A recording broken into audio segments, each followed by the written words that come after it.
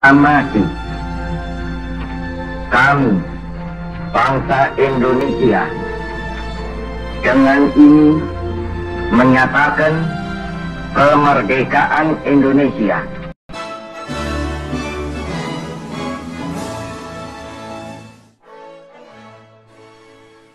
Kemerdekaan bangsa Indonesia tidak semewah bangsa lain.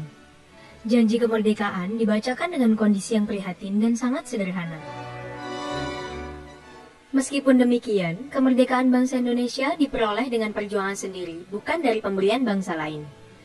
Di balik peristiwa besar ini tersimpan beberapa cerita unik yang menyertainya. Berikut deretan cerita unik yang menyertai kemerdekaan bangsa Indonesia.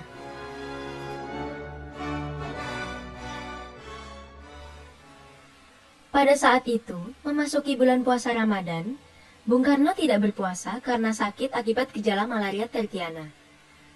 Pada 17 Agustus 1945 pagi, Bung Karno dibangunkan Dr. Soeharto dan mengeluhkan kondisi badannya yang kurang sehat. Lalu, kemudian ia diberikan obat dan juga disuntik. Setelah itu, ia kembali beristirahat dan bangun pada pukul 9 pagi untuk mempersiapkan diri dalam upacara proklamasi. Setelah rangkaian acara selesai, Bung Karno kembali ke kamar untuk beristirahat. Sebenarnya, Indonesia bisa mempunyai lebih dari 2 proklamator, Bung Karno dan Bung Hatta. Karena usai penyusunan naskah proklamasi di Rumah Laksamana Maeda, Bung Hatta mengusulkan semua yang hadir di rapat, yakni Bung Karno, Ahmad Subarjo, Sayuti Melik, dan Soekarni untuk ikut menandatangani teks proklamasi. Tapi usul itu ditolak oleh Soekarni.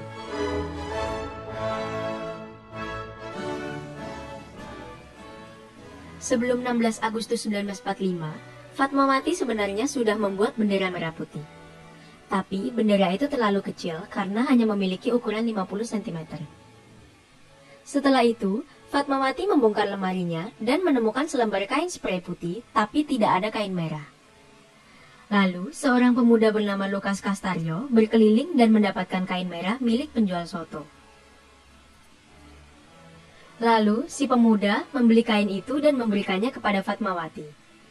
Kemudian, jadilah bendera merah putih dengan ukuran 276 x 200 cm yang dikibarkan di tiang bambu sederhana pada saat hari proklamasi tiba.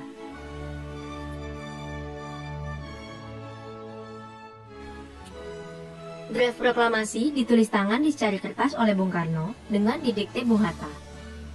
Namun, setelah upacara proklamasi selesai, dokumen penting itu hilang. Ternyata, kertas itu terbuang ke tempat sampah.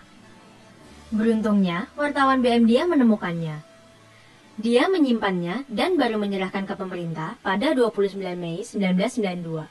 Artinya, draft tersebut sempat menghilang selama hampir 47 tahun.